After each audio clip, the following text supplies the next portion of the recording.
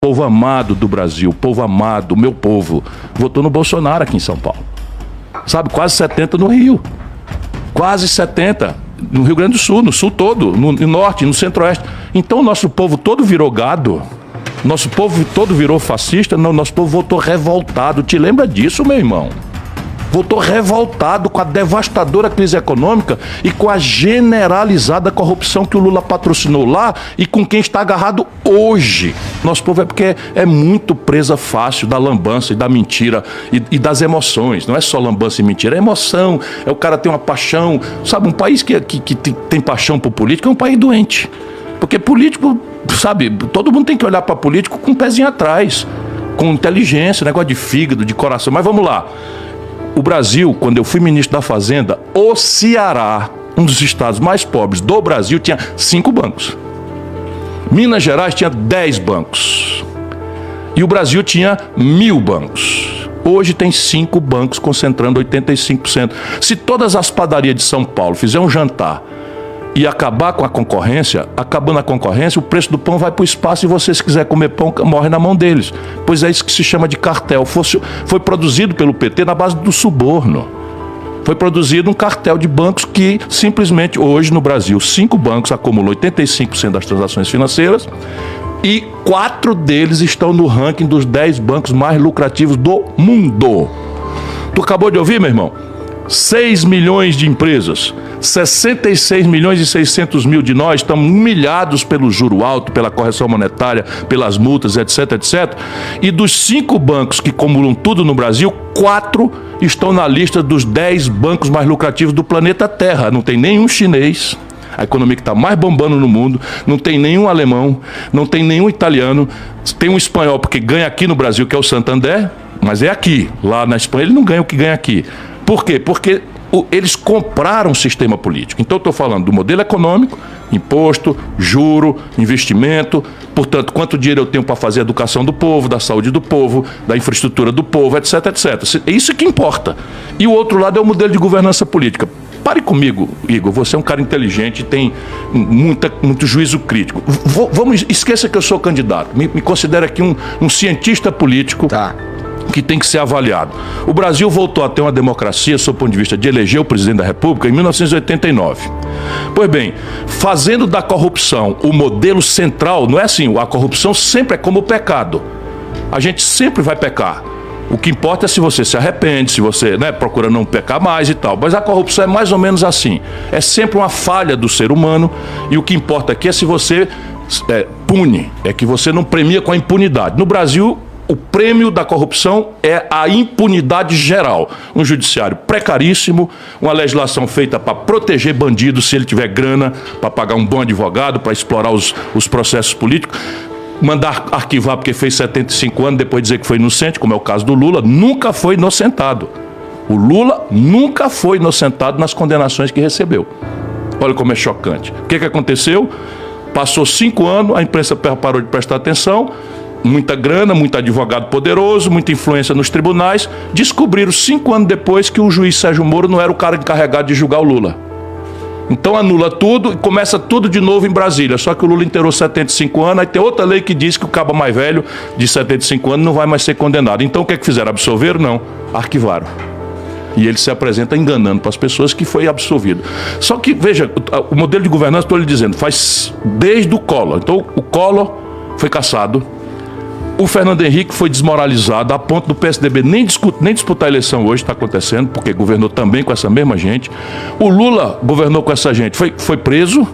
A Dilma governou com essa gente, foi cassada. O Michel Temer governou com essa gente e foi para a cadeia. E o Bolsonaro, que prometeu enfrentar a corrupção do PT, aderiu ao Centrão, teve uma oportunidade de ouro e simplesmente se corrompeu de novo, porque o sistema descobriu que os filhos dele tinham roubalheira e não sei o que e tal, ele ficou com medo, foi lá, se entregou. A ponto, veja como é doída a vida brasileira.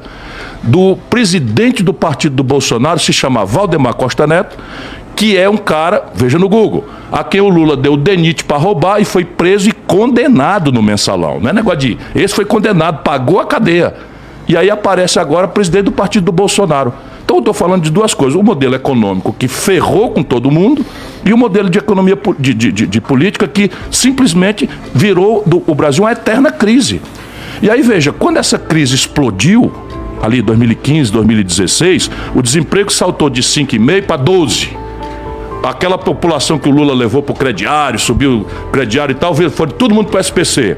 Então o desemprego explodiu, o crédito implodiu e as pessoas ficaram revoltadas. Meu irmão, é você que eu estou falando. Isso não é em Marte, não. Aconteceu aqui no Brasil. Aí foram para onde? Votar no Bolsonaro. Eu estava lá, faça isso não, pelo amor de Deus. Faça isso não, pelo amor de Deus. Não faça isso, pelo amor de Deus. O Bolsonaro é um deputado corrupto do baixo clero, não tem história, não tem experiência, não tem proposta. O povo tão revoltado estava, votaram no Bolsonaro. E agora a maioria esmagadora se arrependeu e sabe qual é a solução que o sistema está propondo? Voltar à causa que produziu o Bolsonaro. Você não está vendo não, irmão? Isso vai matar o nosso país, mas matar um país não é matar uma figura e é matar a tua vida. Você estava falando sobre o processo contra o Lula que o mandou para a cadeia e tudo mais. A impressão que eu tenho, talvez seja a mesma que a tua. Boa noite, Gisele. Chegou a Gisele. Desculpa. Houve ali um movimento.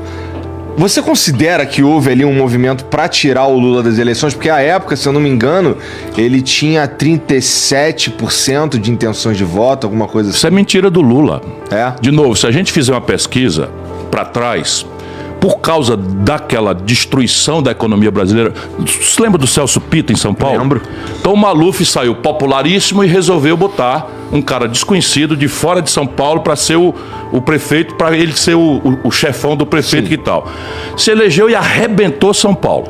O que aconteceu? O Maluf nunca mais ganhou uma eleição em São Paulo porque a turma responsabilizou corretamente a ele, Maluf, pela eleição do trágico governo Celso Pitta, que eu não quero falar mais porque já morreu, eu estou só fazendo história. Mal comparando, estava acontecendo a mesma coisa com o Lula. Quando o Sérgio Moro começou a fazer política com os autos contra o Lula estava na faixa de 15%, 16% em pesquisa. Tinha tido 84% de popularidade, elegeu a Dilma desconhecida, fez o conchavo com o Michel Temer. Então, mais ou menos em 2018 ele tinha 15%. Não, antes do Sérgio Moro começar a lambança. Tá. E o que aconteceu? O Sérgio Moro foi transformando o Lula em vítima. Por quê? Porque o Lula administrou um governo generalizadamente corrupto. Eu estou dizendo aqui, o Lula hoje disse que eu minto. Pois eu renuncio à minha candidatura agora, se um petista mandar para você uma mentira que eu falei. E não só renunciar à minha candidatura, como quero que Deus me puna com a pior morte que existir se eu tiver alguma mentira nas denúncias que eu faço. Porra! É isso, sabe por quê? Porque eu não minto. Eu aguento assim, serra meu braço em nome do Brasil e eu aguento sem nem tirar o sorriso da boca. Agora, mentir eu não minto. Então vamos lá. O governo do Lula foi um governo que transformou, igual de trás, igual do atual, a corrupção no elemento central do modelo de poder. Isso é que eu estou falando. Não quero falar mal do Lula. Eu quero tentar que a gente ache a solução para a doença que está matando a nossa sociedade.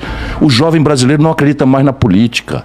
Sabe, a linguagem da democracia é a política. Todo mundo acha que a política é um pardieiro de pilantra, que todo mundo é ladrão. Aí tem o ladrão do bem, o corrupto do bem e o corrupto do mal. Onde é que nós vamos parar? Percebe? Mas existe também hoje em dia... Mas deixa eu te dar os exemplos, só do que eu falei em público. Tá. Então veja, procure no Google, meu irmão, para você ver se é verdade ou não é verdade o que eu estou falando.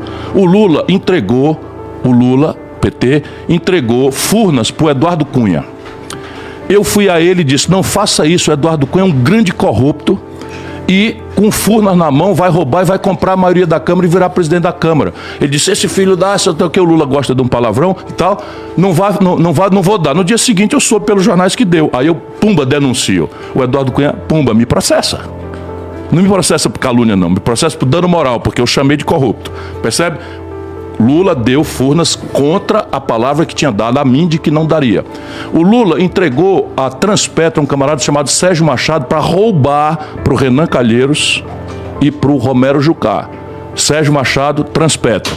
O Lula entregou ao Gedel Vieira Lima, lembra daquelas malas de 51 milhões de reais? 51 milhões de reais nas malas. Cadê esse dinheiro? Cadê esse dinheiro? A Polícia Federal apropriou-se de volta, não sei se já devolveu para o governo, mas foi expropriado. O que eu estou querendo dizer, de novo, o Lula deu o Ministério da Integração Nacional, o Projeto São Francisco, o ministério que eu ocupei por Gedel roubar. Depois a Dilma deu a vice-presidência da Caixa Econômica para o Gedel. Sim, mas está falando mal do Lula? Não, meu irmão. Sabe com quem que o Lula está hoje na Bahia?